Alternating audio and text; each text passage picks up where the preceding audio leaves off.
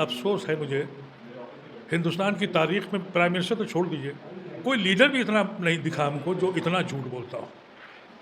Prime minister तो हमारे एक से एक लाजवाब हुए हैं, नेहरू से लेकर अटल बिहारी तक, उनकी गरिमा थी, कॉन्स्टिट्यूशन को रखते थे। लीडर भी एक से एक पैदा हुए, लेकिन मैं लीडरों में ये बात कह रहा हूँ कि कोई लीडर ऐसा पैदा नहीं हुआ जो इतना झूठ बोलता हो। ये हैरत की बात है इस मुल्क में कि कोई रीज़न तो बताओगे ना कि इस दफ़ा से, इस एक्ट में, इस तरमीम से हमने ये फ़ायदा किया है, सिवाय इसके कि 2-4 बोरा भाई मिल गए, उनको फ़ोटो खिंचवा ली कि साहब ये हमारे सपोर्ट में है। 2-4 नतीश और नायडू के चमचे मिल गए, उनका ये हमारे ज़िम्मेदार है। झूठ बोल दिया कि 29 लाख लोगों से हमने बातचीत करी। पार्लियामेंट में बहस में ये कहा गया कि जो 29 लाख लोगों ने बात की थी, उन्होंने पॉजिटिव कितना कहा, नेगेटिव कितना कहा, रिपोर्ट दे दो। हार्डली 1% लोगों ने कहा कि हम इस एक्ट की हिमायत करते हैं, वहाँ भी नहीं दिखाया। अटॉर्नी जनरल सुप्रीम कोर्ट पहुँच गया, वहाँ भी यही बयान दिया उसने, लेकिन ये नहीं दिखाया कि जिन लोगों से तुमने बातचीत करी उन्होंने तुमसे सजेस्ट क्या किया। हाथ जोड़ के पार्लियामेंट में मेंबर ऑफ पार्लियामेंट ने कहा ऐसा मत करो, बहुत नुकसान हो जाएगा, सबके हुकूक चले जाएंगे, कॉन्स्टिट्यूशन चितर-बितर हो जाएगा।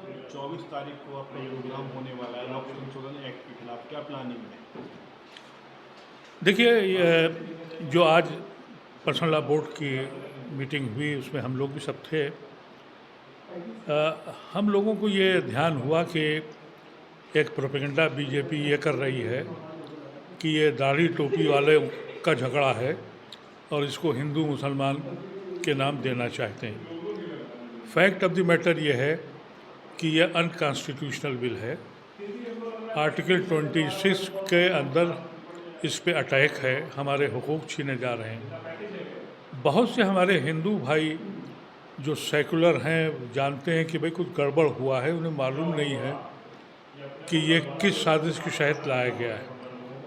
तो IMCR और APCR जो है, ये हम दोनों लोग ऑर्गेनाइजेशन जो हैं ये ह्यूमन राइट्स पे काम करते हैं।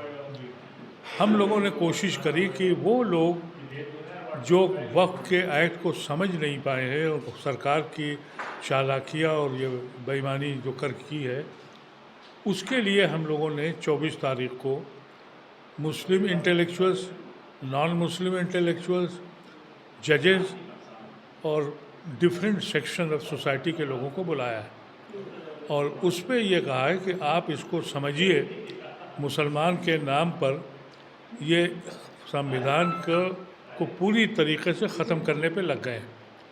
ये एक कोशिश है जो बराबर जारी है। इससे पहले भी हम पिछले हफ्ते में भी बहुत एक गेट टुगेदर किया था।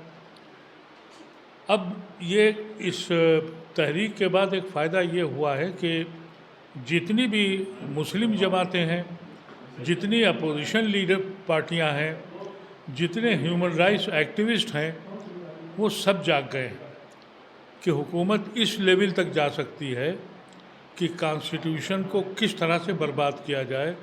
माइनॉरिटीज़ के हुकूक को अगर आज मुसलमानों को छीन रहे हैं तो कल दूसरी माइनॉरिटीज़ को होगा। आपने देखा ही है, परसों वहाँ जैनियों के मंदिर को तोड़ दिया, बौद्धियों के साथ यही हो रहा है, सिखों के साथ ये हो रहा है। प्रधानमंत्री ये कह रहे हैं जो बिल आया है ऐसी नहीं आएगा, 5 साल से हम इसकी तैयारी कर रहे हैं, ये बिल मुसलमानों के हक में है। देखिए, अफसोस है मुझे, हिंदुस्तान की तारीख़ में प्राइम मिनिस्टर तो छोड़ दीजिए, कोई लीडर भी इतना नहीं दिखा हमको जो इतना झूठ बोलता हो।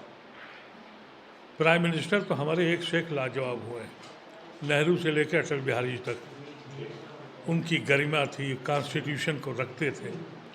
लीडर भी एक से एक पैदा हुए, लेकिन मैं लीडरों में ये बात कह रहा हूँ कि कोई लीडर ऐसा पैदा नहीं हुआ जो इतना झूठ बोलता हो।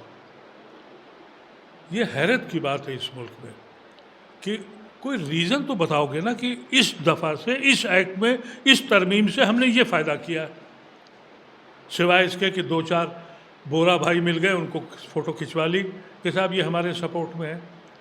2-4 नतीश और नायडू के चमचे मिल गए, उनका ये हमारे ज़िम्मेदार है। झूठ बोल दिया कि 29 लाख लोगों से हमने बातचीत करी। पार्लियामेंट में बहस में ये कहा गया कि जो 29 लाख लोगों ने बात की थी, उन्होंने पॉजिटिव कितना कहा, नेगेटिव कितना कहा, रिपोर्ट दे दो।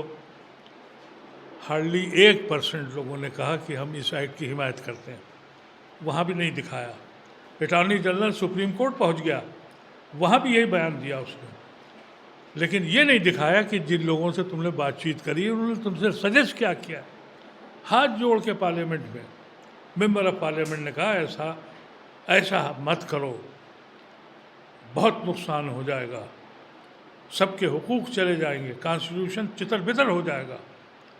हालत यह है कि सुप्रीम कोर्ट ने 3 इश्यूज़ पर जो कॉन्स्टिट्यूशन को वायलेट कर रहे हैं टेम्परेरी स्टे लगाया। हालत यहाँ तक पहुँच गई है कि चीफ जस्टिस को खुलेआम गालियाँ दी जा रही हैं।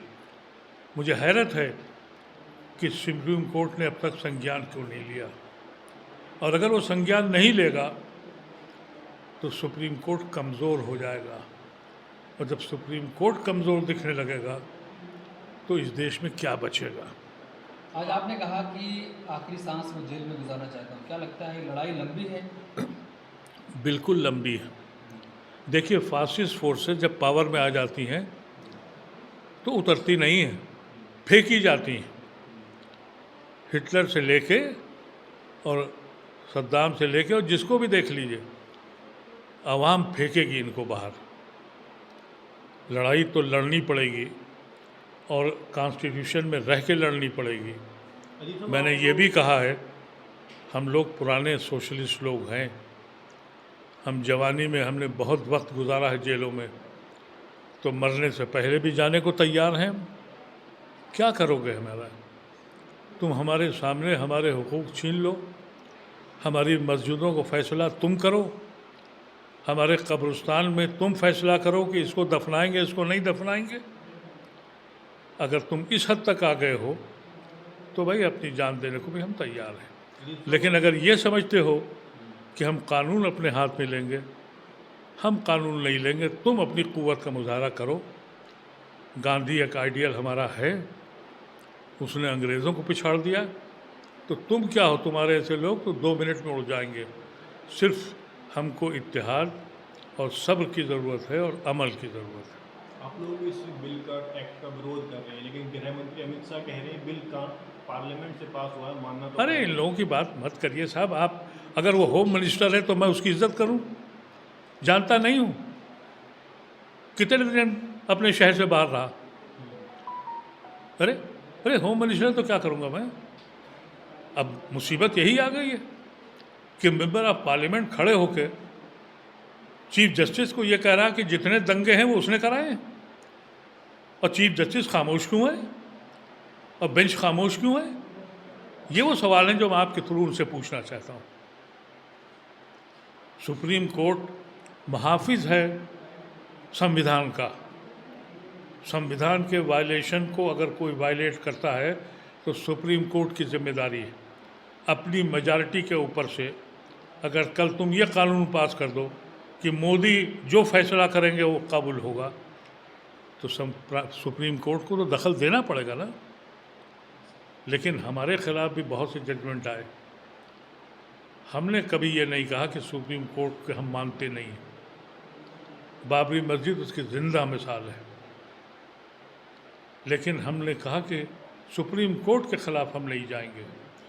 सुप्रीम कोर्ट ने 3 पॉइंट पर संज्ञान लिया है, लेकिन हमारे हिसाब से कोई ऐसा अमेंडमेंट नहीं है, एक भी अमेंडमेंट ऐसा नहीं है जो हमारे भले के लिए किया गया हो। इसलिए हम पूरे एक्ट को मुस्तरद करते हैं। ठीक है।